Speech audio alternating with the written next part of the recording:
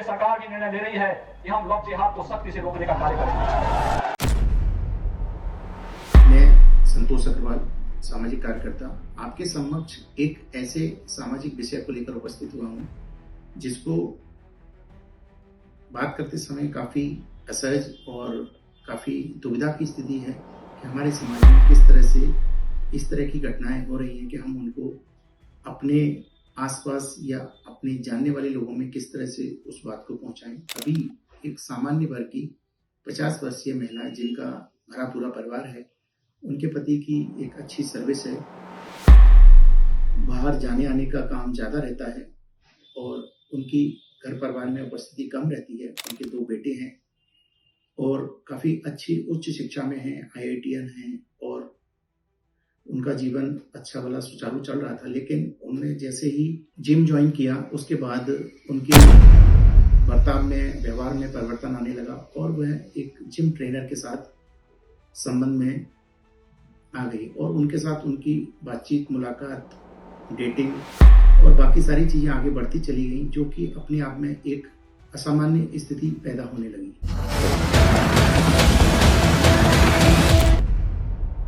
जैसा कि इस तरह के काफ़ी केस सामने आ रहे हैं और उनको हम अलग अलग रूपों में देखते हैं, लेकिन अगर हम इसको इस तरह से देखें कि जिम ट्रेनर जो कि उसकी 28 से 32 साल की उम्र है और हो सकता है वह आकर्षक हो, तो इसके कारण उनका संबंध उनके साथ स्थापित हो गया। लेकिन दूसरी तरफ हमको यह सोचना चाहिए कि उस महिला को जिसकी 50 साल की उम्र है और वह अपने इस तरह के संबंधों को लेकर काफ़ी एक्साइटेड है, उसने अपनी सोसाइटी में भी उसको इंट्रोड्यूस कराया है कि मेरा आगे संबंध इसके साथ स्थापित हो रहा है और मैं आगे अपने जीवन इस तरह से इनके साथ गुजारूंगी। मेरा आप सबको लेकर कहना है कि एक 2022 की स्टडीज के अनुसार ये पाया गया है कि इस तरह के रिलेशन जो कि असमान संबंध के रूप में आते हैं, तो इनका टिक पाना 80 से 85% ऐसा है कि ये असामान्य रूप से घटित होते हैं और इनका जीवन आगे सुचारू रूप से संबंध नहीं बन पाते हैं, जो कि हम जिसको जैसा सोचते हैं वैसा नहीं होते। अभी अगर हम इसको मनोवैज्ञानिक रूप से देखें तो ये देखने में आता है कि अगर उस महिला ने अपने आप को उसके नाम से, चूंकि उसके पति बाहर रहते हैं और किसी सर्विस में हैं, अपने नाम से संपत्ति, दौलत या प्रॉपर्टीज नहीं ले सकते, तो उसने वो अपनी पत्नी के नाम से प्रॉपर्टी रजिस्टर कराई, संपत्ति की मालकिन है। तो जाहिर सी बात है कि जिस व्यक्ति के पास धन की और बाकी संपत्ति और इस तरह के सेटल्ड नहीं है, उसको उस महिला के प्रति आकर्षण है और महिला का सोचना है कि मेरे पास में 60% यानी कि मेरे पास दौलत, शोहरत और संपत्ति और बाकी सारी चीजें हैं, लेकिन उसके पास वो ग्लैमर नहीं है। तो उस 40% अपने हिस्से की कमी को पूरा करने के लिए उस ग्लैमर के साथ में वो उससे अट्रैक्ट हुई और एसोसिएट हुई। हम दूसरी ओर ये मनोवैज्ञानिक रूप से ये देखें कि जब आपको ऐसा लगता है कि आपने अपना डिजायर 100% कर लिया, लेकिन अगर आप दूसरी ओर देखो कि वो जिम ट्रेनर है, क्या उसके मस्तिष्क में भी आपकी छवि 100% है? उसकी रोजगार की दृष्टि को आपने पूरा कर दिया तो उसका वो 40% तो पूरा हो गया, लेकिन उसके दिमाग में जो 60% का जो वैक्यूम है, जो कि उसके लिए जो ग्लैमर है, वो हो सकता है कि आपकी उम्र चुकी और उसकी उम्र में एक बहुत बड़ा अंतर है, तो आप उसके लिए वो ग्लैमर का साधन नहीं होंगी, क्योंकि उसके अभी भी मन मस्तिष्क में आपकी छवि एक ऐसी की जिससे कि उसकी जरूरतें, धन की जरूरतें पूरी हो जाएंगी, संपत्ति और सेटलमेंट पूरा हो जाएगा, लेकिन उसके जीवन में अभी भी कोई ना कोई नया चेहरा जिसको वो तलाशता रहेगा। इस तरह की चीजें आपको उतनी समझ नहीं आ रही, क्योंकि अभी आपको वैज्ञानिक रूप से अगर हम देखें, मनोवैज्ञानिक रूप से भी देखें कि आपका जब आप उसके साथ एसोसिएट हैं तो आपका डोपामाइन, ऑक्सीटोसिन, एड्रेनलिन हार्मोन अपने एक उच्च स्तर पर हैं, जिससे कि आपकी सोचने समझने की और निर्णय लेने की शक्ति पूरी तरह से भ्रामक हो चुकी है और आप उस तरह का निर्णय नहीं ले पा रही हैं। इस तरह के केसेस में कई स्टडी रिपोर्ट बताती हैं कि इसमें 80 से 85% तक आपके साथ अहित होने की संभावना बनी रहती है। मैं इस तरह के केसेस में यही कहना चाहूंगा कि जो कि पूरी तरह से षड्यंत्र पूर्वक, छल पूर्वक और सोची समझी चाल के साथ में ऐसे संबंध, अनैतिक संबंध बनाए जाते हैं जो कि पूरी तरह से स्थायी नहीं होते और ये उनके पीछे एक कूट रचना और उनके पीछे एक सूझी समझी चाल रहती है, जिसके कारण आप अपनी पीढ़ी को पूरी तरह से बर्बाद कर रहे हैं। मैं इस घटना को इस तरह से भी जोड़ना चाहूँगा जो समझने में थोड़ा सा और आसानी होगी। जिस तरह से एक मूवी आई थी ऐतराज,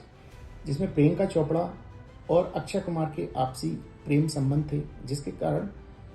प्रियंका चोपड़ा के मन में आया कि मैं उनकी जब मुलाकात अमरीश पुरी से हुई तो उनको पैसा, पावर और पोस्ट चाहिए थी, जो कि अक्षय कुमार के पास में उस समय नहीं थी। तो उसने प्रियंका ने रुख किया अमरीश पुरी का, जो कि एक धनी बड़े बिजनेसमैन थे और जो उम्र में उनसे काफ़ी बड़े थे, लगभग दुगनी उम्र के थे। उसके साथ उन्होंने अपना प्रेम संबंध उनके साथ स्थापित किया और उसके साथ शादी की।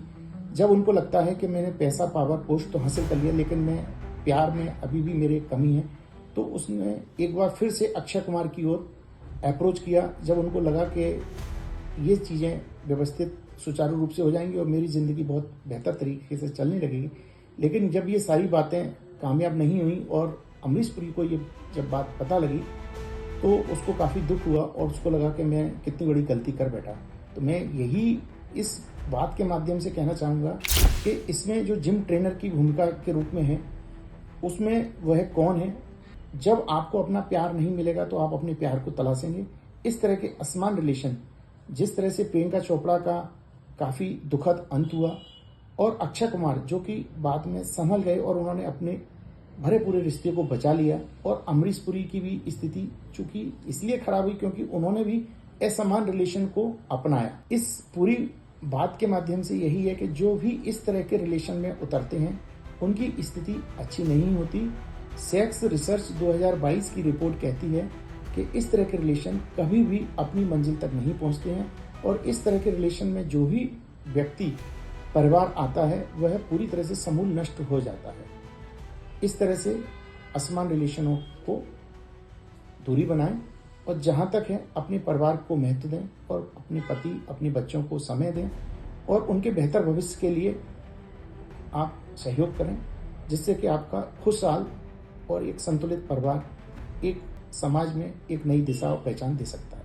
और मैं आप सबसे यह कहना चाहूँगा कि अगर इस तरह के मामले कहीं किसी और के आसपास में देखने में आते हैं तो आपका ये फर्ज है कि आप उसको समझाएं, उसको काउंसलिंग करें, उसको मोटिवेट करें कि आप इस तरह की चीज़ों में ना आए। और कई स्टडीज रिपोर्ट भी ऐसा बताती है कि इस तरह के असमान रिलेशन जो कि डोपामाइन के बहुत ज़्यादा सीक्रेशन के बाद आते हैं, ये 6 से 18 महीने तक की इनकी अवधि रहती है। उसके बाद आपको इस तरह के सस्ते आनंद की प्राप्ति, जिसको आप समझते हैं, उसका नशा धीरे धीरे आपसे उतरता है। और जब आपका नशा उतरता है तो आपकी ज़िंदगी पूरी तरह से बेरंग, बेजान और आप अपने आप को ऐसे रास्ते पर खड़ा पाते हैं कि जिसमें आपकी कोई भी सहायता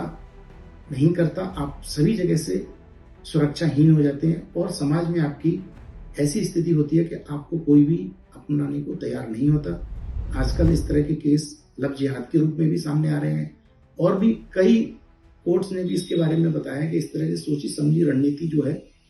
इस तरह के कुचक्र में फंसने की बजाय जो भी आसपास देखते हैं, हम एक सामाजिक प्राणी होने के नाते, एक सामाजिक कार्यकर्ता होने के नाते हम सबका एक फर्ज है कि जिसको भी इस तरह की समस्याओं का सामना करना पड़ रहा है, जो भी इस तरह की चीज़ों से पीड़ित है, क्योंकि उनको अभी नहीं पता कि वो किस तरह के जाल में उनको फांसा जा रहा है, तो जो भी ऐसा कहीं देखता है तो उसका फर्ज है कि इसको समय रहते हुए रोका जाए। मैं यहीं अपनी वाणी को विराम देता हूँ। धन्यवाद। नमस्कार।